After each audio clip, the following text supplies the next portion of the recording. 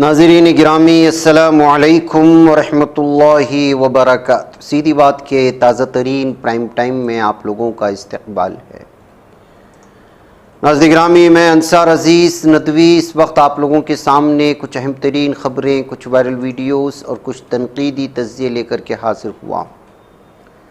तफसीलात में जाने से पहले आप लोगों से जो दरख्वास्त होती है उस पर तवज्जो करने की अपील करूँगा।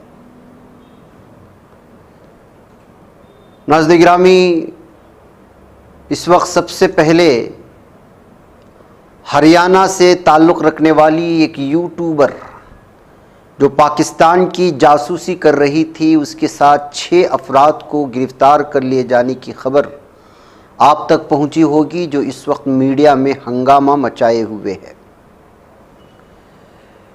यूट्यूबर का नाम ज्योति मल्होत्रा बताया गया है। उसके साथ 5 अफराद को पाकिस्तानी इंटेलिजेंस सेंसिटिव इंफॉर्मेशन यानी कि हसास मालूमात फराहम करने के इल्ज़ाम में गिरफ़्तार कर लिया गया है, जिसके बाद से अब लगातार अलग अलग तरह के जो है तबसरे शुरू हो चुके हैं। पाकिस्तान को फ़ायदा पहुंचाने में और पाकिस्तान की जासूसी करने में अक्सर गैर मुस्लिम लोगों को गिरफ्तार किया जाता रहा है, लेकिन मीडिया इस मर्तबा जिस तरह इसकी गिरफ्तारी को लेकर के गुफ्तगू कर रही है, इससे पहले कभी गिरफ्तार उस पर बहस नहीं की और हमेशा उन ख़बरों को दबा दिए जाने की कोशिशें होती रही, जबकि भारत को अंदरूनी मालूमात को दुश्मन मुल्क को फराहम करके मुल्क को खोखला करने में सबसे ज़्यादा अगर कोई है तो वो जो है गैर मुस्लिम है। खुद फ़ौज के अंदर पाए जाने वाले या फ़ौज के आसपास में काम करने वाले या किसी की न किसी नौइयत से, वो चाहे गुजरात के से बात सामने आई हो या राजस्थान से या फिर दीगर इलाक़ों से या दीगर रियासतों से, यूपी या बिहार से हो, अक्सर इस तरह की गिरफ्तारियां जो पाकिस्तान को जासूसी करते हुए सामने आती हैं तो ख़बरों को दबा करके उसको किसी कोने में रख दिया जाता है, जबकि हकीकत ये है कि यहाँ पर सिर्फ पाकिस्तान की हिमायत में नारे लगाने वालों की गिरफ्तारियाँ हो रही हैं। पाकिस्तान से शेयर की जाने वाली कोई बात को यहाँ शेयर कर दिया जाता है, जाने अनजाने में अगर कोई कर रहा है तो उसकी गिरफ्तारियाँ हो रही हैं, ये से थोपा जा रहा है, उस पर मुसलसल बातें हो रही हैं। हिंदुस्तान और पाकिस्तान के दरमियान में जब भी जंग होती है तो मीडिया वाले सीधे माइक लेकर के मसाजिद के पास पहुँच जाते हैं ताकि किसी मुसलमान की ज़बान से कोई चीज़ निकल जाए और उसी को मुद्दा बना करके सारा दिन भोगते रहें। लेकिन कभी इन लोगों को आपने किसी मंदिर के सामने किसी के पास जाकर के माइक देकर के उससे बोलता हुआ न देखी नहीं होगी। आज जब मल्होत्रा की गिरफ्तारी हुई है तो मीडिया चिल्ला रहा है, इस वजह से चिल्ला रहा है कि इस वक्त ये मामला गर्मी में है, अभी अभी जंगबंदी हुई है पाकिस्तान और हिंदुस्तान के दरमियान। लगातार हसास मालूमात को लेकर के किस तरह भारत की चीज़ें वहाँ पहुँचती है उस पर गुफ्तगू हो रही है, तो इस मामले को मीडिया बड़ा चढ़ा करके बल्कि होना चाहिए इस पर गुफ्तगू, लेकिन इससे पहले के मामलात पर क्यों नहीं होते थे। जब मीडिया इस तरह के मामलात को पूरी तरह से लोगों के सामने लाएगा, उस पर हुकूमतों की पूछ होगी, एतराज़ात जताए जाएंगे, तब जो है मुल्क को मजबूत किया जा सकता है। ये कहते हुए इसकी गिरफ्तारी के पास ज्योति मल्होत्रा जो यूट्यूबर है, इसके बारे में बताया जा रहा है कि कुछ साल पहले इसने जो है पाकिस्तान का दौरा किया था और फिर जो है वहाँ के एक शख्स से इसकी शादी भी हो गई या उसके कॉन्टेक्ट में आ गई, और जिसका नाम एहसानुर रहीम अलियास दानिश बताया जा रहा है, जो पाकिस्तान हाई कमीशन का स्टाफ मेंबर है दिल्ली में। तो इस तरह से जो है दानिश के साथ मिल करके उसने यहाँ की मालूमात दानिश के हवाले से जो है वो पाकिस्तान को पहुँचा रही थी। इस तरह की बातें सामने आ रही। मैं इस सिलसिले में मज़ीद जो है व्हाट्सएप के ज़रिए से, टेलीग्राम के ज़रिए से, स्नैपचैट के ज़रिए से ज्योति हमेशा से इन ऑपरेटिव्स के साथ जो है वो जो है कांटेक्ट में थी और बहुत सारी सेंसिटिव इंफॉर्मेशन उनको जो है शेयर कर रही थी, इंडिया के लोकेशंस हों या दीगर बहुत सारी चीज़ें जिससे जो है मुल्क को नुकसान पहुंच सकता है और दुश्मन उससे फ़ायदा उठा सकता है। अब देखना ये है कि क्या और इंफॉर्मेशन सामने आती है, क्या क्या इंफॉर्मेशन इसने लोगों को दिया है, और भी बहुत सारी चीज़ों के सिलसिले में तहकीकात की जा रही हैं। नाज़रीन गिरामी, अब धर्म की बात नहीं होती है। अगर आप अंदाज़ा लगाएं इसी जगह कोई और होता तो किस तरह से मीडिया धर्म को, इस्लाम को और तमाम चीज़ों को लेकर के चीखता चिल्लाता नज़र आता। अब नाम पेश किया जाएगा और अलग अलग अंदाज में उस पर तबसरे होंगे। हम भी चाहते हैं कि जो है कोई भी जब इस तरह के मामले सामने आए तो धर्म को ना देखा जाए, लेकिन आप अंदाज़ा लगाएं, इससे पहले की रिपोर्ट उठा करके देखें, 10 आदमी से कोई एक मुस्लिम गिरफ्तार होता है तो उन 9 अफराद को भूल दिया जाता है, एक फर्द को पकड़ लिया जाता है और सुबह से शाम तक उसका नाम ले लेकर के चिल्लाते हैं। नॉर्मल जराइम भी जब पेश आते हैं, रेप के हों, क्राइम के हों, चोरी के हों, मर्डर के हों या किसी भी तरह के 10 क्राइम में से कोई एक होता है जो मुसलमान निकल करके आता है तो वो 9 को भूल जाते हैं, उसको लेकर के शुरू करें और उसका नाम लेकर के बोले ठीक है, लेकिन उसके साथ धर्म भी जोड़ देते हैं। ये मीडिया की पॉलिसी है मुसलमानों को बदनाम करने की। ऐसे हालात में जो है इस तरह के तबसरे, जब इस तरह की गिरफ्तारियां होती हैं तो सोशल मीडिया में इस पर तबसरे शुरू हो जाते हैं। बहकर नाज़िर-ए-गिरामी, दूसरी सबसे बड़ी खबर आज की, थरूर और ओवैसी को मोदी मिशन पर जो है जिम्मेदारी दी गई है। थरूर चूंकि कांग्रेस से आते हैं, ओवैसी के तो बीजेपी का जो है वो मुसलसल बहुत ज़्यादा ही अपोजिशन माना जाता है।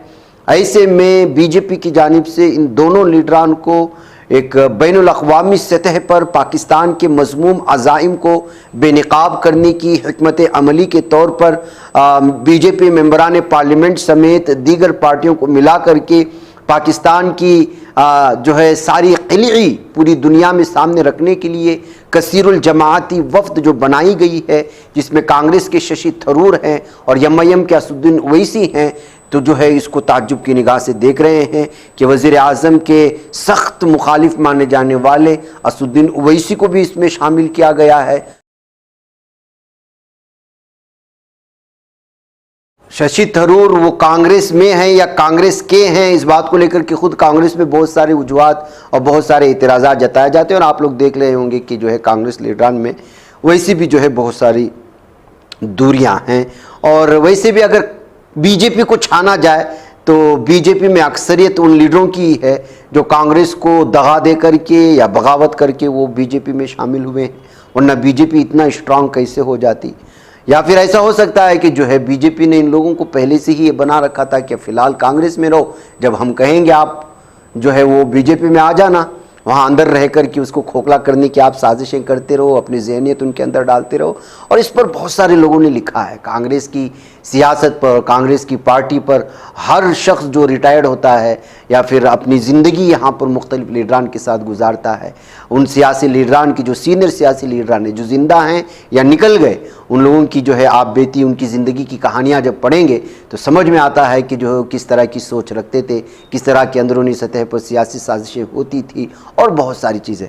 इस वजह से जो है अक्सर ये कहा जाता है कि जो है बीजेपी को मजबूत करने में कांग्रेस का सबसे बड़ा रोल रहा है, क्योंकि बीजेपी को अंदरूनी सतह पर मजबूत करने वाली कांग्रेस की लीडरान है। और उसमें छाना जाए, तकसीम किया जाए, देखा जाए, शुरू से अब तक की लीडरान की एक तादाद निकाली जाए तो उसमें जो है अक्सर वही लीडरान निकल कर के सामने आएंगे जो किसी न किसी नौयत से वो कांग्रेस के साथ थे। जब उन पर इल्ज़ामात लगे रहे बदउनवानी से बचने के लिए, ईडी से डरते हुए या इनकम टैक्स के छापे से डरते हुए, या उन्होंने कोई माजी में जुर्म किया है तो उस केस से बचने के लिए जाहिर सी बात है कि जिसकी लाठी उसकी भैंस होती है, जिसकी हुकूमत चल रही होती है उसकी पुलिस होती है, उसकी इंतज़ामिया होती है। तो ऐसे ख़ुद के बचाव के लिए इस तरह के फ़ैसले लिए जाते हैं। अब जाहिर सी बात है कि सियासत में सोच, उनका विचार कोई माना नहीं रखता। पार्टी बदली तो सोच बदली, पार्टी बदली तो विचार बदला।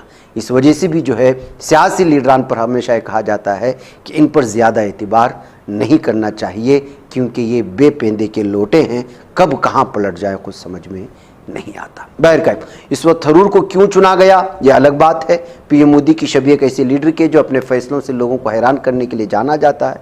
अपोजिशन सोच भी नहीं सकती थी और पीएम मोदी करते हैं। शशि थरूर को कसीरुल जमाती वक्त में शामिल करने का फैसला भी ऐसा ही है, लेकिन जो लोग शशि थरूर को करीब से जानते हैं वो जानते हैं कि पीएम मोदी ने उन्हें मुंतखब करके कितना बड़ा जो है जुआ खेला है। शशि थरूर जिनके पास अक़वाम मुत्तहिदा में काम करने का तवील तजुर्बा है, वो सिफारतकारी के बड़े माहिर हैं, ऐसे में पाकिस्तान को बैनुल अक़वामी सतह पर बेनकाब करने में अहम किरदार अदा कर सकते हैं, ऐसा मानना है। थरूर के सिलसिले में ये बात आप लोग जान लें कि 1978 में UNHCR अक़वाम मुत्तहिदा के हाई कमिश्नर बराए पनाह गुज़ीन रहे हैं। उनके साथ अपने कैरियर का उन्होंने आगाज़ किया। 1981 से 1984 तक सिंगापुर में UNHCR के दफ्तर की सरबराही की। 1989 में वो अंडर सेक्रेटरी जनरल के खुसूसी सियासी उमूर के मुआविन खुसूसी बन गए, जिसमें अमन के ऑपरेशन की जिम्मेदारियां शामिल थी। 2001 में उन्हें communications and public information department, जिसको DPI कहा जाता है, उसका उबूरी सरबराह मुकर्रर किया गया था। और बाद 2002 में उन्हें अंडर सेक्रेटरी जनरल की जो है कमीशन एंड पब्लिक इंफॉर्मेशन उनको बना दिया गया, जनरल सेक्रेटरी इस पर। तो इस तरह से जो है मुख्तलिफ ओहदों पर फाइज हुए और बैरूनी मुल्कों में इस तरह की चीज़ों में वो चूँकि जो है बहुत ज़्यादा इसमें तजुर्बा रखते हैं, इस वजह से भी शायद उनको बनाया गया हो, इस तरह की बातें कर सकते हैं। अच्छा, तो वासुद्दीन ओवैसी को क्यों बनाया गया? अभी हाल ही में जो है जंग के दौरान जिस तरह से या पहलगाम हमले के बाद वासुद्दीन ओवैसी ने खुलकर पाकिस्तान की मुखालिफत की है, तो इससे साफ वाज़े हो जाता है कि उनके दुश्मन भी उनके कायल बन गए, उनके मद्दाह बन गए, उनके फ़ैन बन गए, उनके उस बयान की तारीफ़ें होने लगी, हर जगह उनकी वाहवाही होने लगी कि वासुद्दीन ओवैसी जो यहाँ की हिंदुत्व या हिंदुओं की जहनीत में उनका चेहरा एक कट्टर मुसलमान की तरह पाया जाता है। तो ऐसी सूरत हाल में वो अगर इस तरह पाकिस्तान की मुखालिफत में बात करे और बाकायदा PVK पर कब्ज़ा करने की बात करे, तो जाहिर सी बात है कि हिंदुओं को खुश करने वाली बात थी, और वो उनके जहन में जिस तरह की छवि थी वो छवि कुछ देर के लिए ही सही हट गई हो। ऐसे में शायद जो है इसका भरपूर फ़ायदा उठाना चाहते हैं। तो जाहिर सी बात है कि भारत का एक मुसलमान बैरून ममालिक में जा कर के पाकिस्तान के उस जो है गलतियों को या टेररिस्ट अटैक्स के दरमियान में वो किस तरह से भारत को खोखला करने की कोशिश करता है, या वहाँ पर मौजूद दहशतगर्दों को मजबूत करने के लिए पाकिस्तान किस तरह से उनको जो है बैक सपोर्ट फराहम करता है, ये तमाम चीज़ें अगर एक मुसलमान, और वो भी वासुद्दीन ओवैसी जैसा मुसलमान बैरून और अरब ममालिक में जाकर के, मुस्लिम ममालिक में जाकर के अगर इस बात को साफ़ और वाज़े तौर पर सामने रखता है, तो जाहिर सी बात है कि उन बातों के वज़न होगा, बात करने में मजबूती होगी। दलाइल और शवाहिद देने में भी वासुद्दीन ओवैसी वैसे भी जो है मशहूर हैं। पार्लियामेंट के उनके बयानात में किस तरह से दलाइल और शवाहिद होते हैं, इस बात को लेकर के यहाँ का मीडिया भी मानता है कि सबसे ज़्यादा अगर डिबेट में कोई दलाइल के साथ बात करता है तो वो वासुद्दीन ओवैसी है। और इसका एतराफ़ करते हुए बहुत सारे वो मीडिया जो गोदी मीडिया है, मुस्लिम मुखालिफ मीडिया है, वो भी जब इस बात का एतराफ़ करता है तो जाहिर सी बात है कि जो है एक जो है उनकी बातों में वज़न होगा। इस वजह से BJP ने इनको चुना है। इस तरह की खबरें आ रही हैं। तो ये बहुत ज़रूरी है कि हम जहाँ कहीं भी गवर्नमेंट हमको भिजा रही है, क्योंकि ये गवर्नमेंट ऑफ इंडिया की तरफ से है, इसमें तो कोई पार्टी एफिलिएशन नहीं होगा, ना रहना चाहिए। तो जो देश का देश के हित में, जो देश में जो मुल्क में पाकिस्तान और उनके स्पॉन्सर्ड टेररिस्ट की तरफ से जो हमारे मुल्क में आतंकवादी वाक़यात हो रहे हैं, तो ज़ाहिर है उस पर हम तमाम को जाकर उनको बताना पड़ेगा। और भी डिटेल मीटिंग होगी जाने से पहले हमारी, तो उसमें और डिटेल हमको बातें मालूम होंगी। मगर फिलवक़्त तो मुझे लगता है कि हमको तो भारत का जो स्टैंड रहा है कि हम टेररिज्म के ख़िलाफ़ थे, क्योंकि टेररिज्म के हम विक्टिम रहे हैं, और ख़ास तौर से एक पड़ोसी मुल्क बार बार हमारे मुल्क में आतंकवाद बोलिए, दहशतगर्दी को यहाँ पर प्रमोट करता है, सरपरस्ती करता है। तो ये उनको इन तमाम एक इम्पॉर्टेंट काम है, और इंशाअल्लाह मैं तो पूरी कोशिश करूँगा इस जिम्मेदारी को अच्छी तरह निभाने की। और अरकान पार्लियामेंट के साथ वफूद की तश्कील हो चुकी है। अब जो है इसकी क़यादत शशि थरूर करेंगे। अब देखना है कि कौन किस किस मुल्क में किस एतबार से जाने के लिए जो है वो फिक्स किया जाता है, मुतय्यन किया जाता है। उत्तराखंड के केदारनाथ धाम में हफ्ते को एक हेलीकॉप्टर एयर एम्बुलेंस लैंडिंग के दौरान हादसे का शिकार हुआ। हेलीकॉप्टर में पायलट समेत 3 अफराद सवार थे। गनीमत रही कि सभी सही सलामत बाहर निकल आए। गढ़वाल कमिश्नर विनय शंकर पांडे के मुताबिक मौके पर राहत और बचाव काम शुरू कर दिया गया है। इत्तलात के मुताबिक एयर एम्बुलेंस ऋषिकेश एम्स से केदारनाथ धाम आ रहा था। नाज़रीन गिरामी, उधर एक मध्य प्रदेश गवर्नमेंट CM मोहन यादव ने जो है फिर से सूफिया कुरैशी, कर्नल सूफिया कुरैशी के ख़िलाफ़ उनके जो लीडरान ने, उनके MPs ने जो बयान दिया, उस सिलसिले में सवाल किया। तो किस तरह से जो है वो बयान दे रहे हैं आप देखें। बताया जा रहा है कि किसी भी तरह से BJP जो है वो उन लोगों के ख़िलाफ़ जो तौहीन कर रहे हैं, कर्नल कुरैशी की हो या फिर फौज की, उनके खिलाफ जो है वो कोर्ट पर सारा मामला डालते हुए उसको यकसर मुस्तरद करने की कोशिशें कर रहे हैं। ये बयान आप सुन सकते हैं। यशस्वी, खास करके मैं इस मामले में इतना ही कहना चाहूंगा कि न्यायपालिका ने जो आदेश दिया है, हमारी सरकार ने उसका यथायोग्य तरीके से पालन किया है और न्यायालय जो कहेगा हम उस हिसाब से चलते जाएंगे। इस्तीफे की मांग कर रही है कांग्रेस। कांग्रेस तो करती रहेगी, कांग्रेस सिद्धारमैया से मांग ले, उनके मुख्यमंत्री रहते हुए। कांग्रेस के सारे मंत्रियों पे मुकदमे चल रहे हैं। कांग्रेस केवल बात ही कर सकती है। कांग्रेस के आचरण में केजरीवाल का साथ चुनाव में लड़कर कदम से कदम मिला के दिया। वो तो मुख्यमंत्री होते जेल में गए थे। कांग्रेस कहाँ गई थी उस समय? कांग्रेस जिस मुंह से बोल रही, कांग्रेस को तो अधिकार ही नहीं बोलने का। कांग्रेस ने जितनी बेशर्मी की हदें पार की है, आज तक किसी ने नहीं की। नाज़रीन गिरामी, हर इंसान को उसके हुकूक पूरी दुनिया में दिए जाते हैं, इंसानी हुकूक कमीशंस जो मुख्तलिफ बने हुए हैं उसीलिए। लेकिन हाल ही में भारत का एक भयानक चेहरा सामने आने के बाद जो है इसको मुख्तलिफ अखबारात ने बड़े अफसोस के साथ लिखा है कि हाल ही में म्यांमार से ताल्लुक़ रखने वाले पनाहगुज़ीनों को, खैर उनको जो है उनके ममालिक वापस भेज दिया जाता है, लेकिन जिस नौइयत के साथ इंडियन गवर्नमेंट की जानिब से खाली पानियों में इस वक्त 43 रोहिंग्या मुसलमानों को मरने के लिए छोड़ दिया गया, ये भारत की सकाफ़त या भारत के तय जो है बहुत सोचने वाली बात है। ये कहते हुए आउटलुक ने भी जो है इस खबर को देने की कोशिश की और कल इस सिलसिले में सुप्रीम कोर्ट का भी जो रवैया सामने आया वो भी बहुत अफसोसनाक है, कहते हुए लोगों ने जो है इसकी तफसीलात फहम करने की कोशिश की।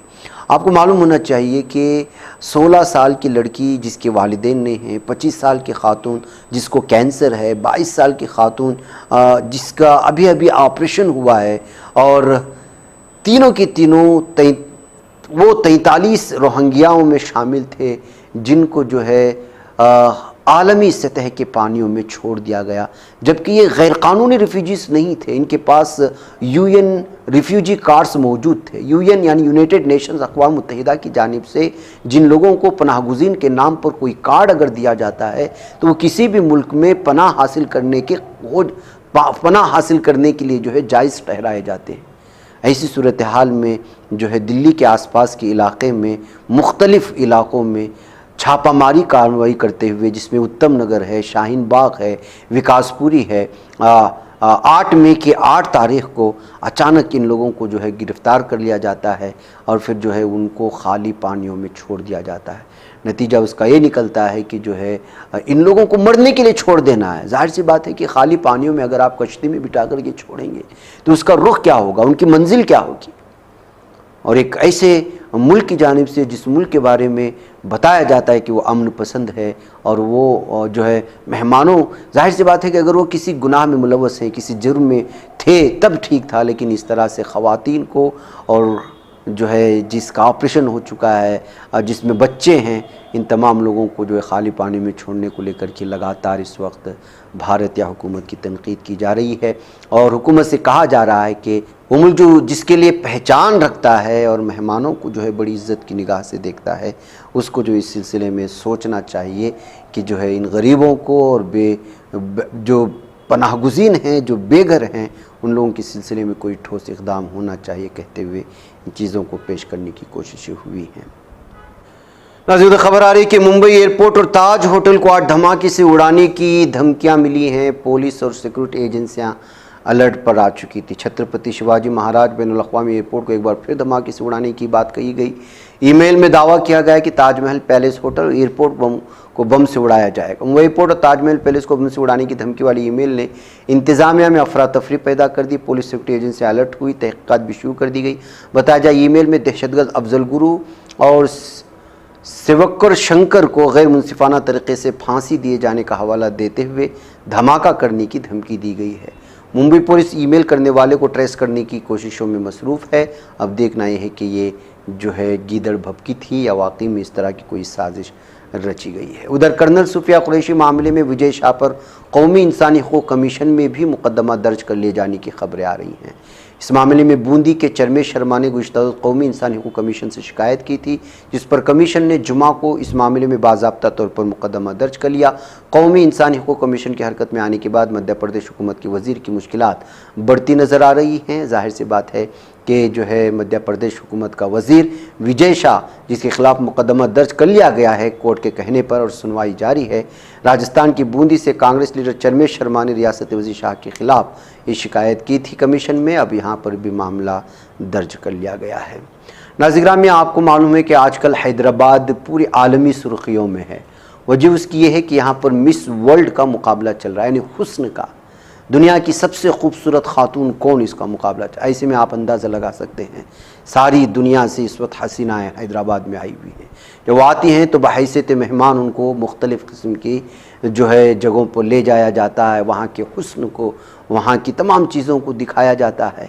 ऐसे में जाहिर सी बात है कि एक ख़बर सामने आ जाती है, उन तमाम चीज़ों का तज़किरा मुझे करना नहीं है, हयाई फहाशी से वाबस्ता है, हमको उससे लेना देना नहीं। अलबत्ता एक गैर मामूली वाक़या जब पेश आया, जब तेलंगाना सेक्रेट के करीब आलमी मुकाबला हुस्न के सिलसिले में लगाए गए बैनुल-अक़वामी कौमी परचमों में शामिल इसराइली परचम को एक मकामी नौजवान ने एहतिजाजन उखाड़ फेंका और उसकी वीडियो वायरल हो गई।